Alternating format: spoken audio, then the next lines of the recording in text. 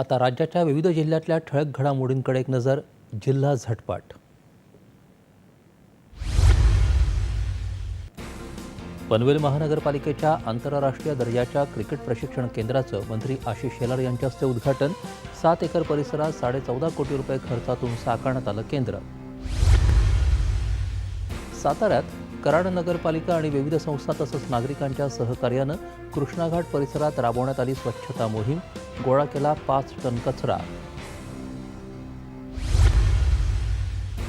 रायगडात खारकोपर इथं सिडकोतर्फे मिशन 45 अंतर्गत केवळ 42 दिवसात उभारण्यात आला बहुमजली वाहनतळ.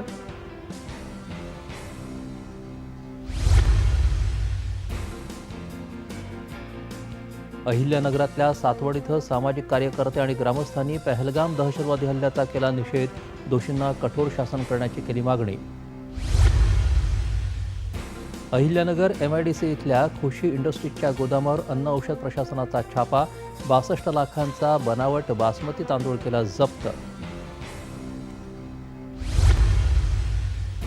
चंद्रपूर जिल्ह्यात अवैधरित्या मुरुम उत्खनन करणाऱ्या वैद्यकीय अधिकाऱ्याला 29 लाखांचा दंड. कोणताही परवाना न घेता केलं होतं उत्खनन.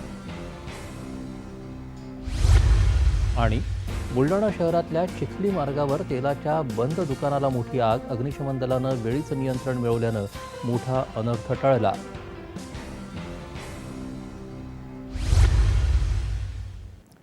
IPL क्रिकेट स्पर्धेत आज राजस्थान रॉयल्स आणि गुजरात टायटन्स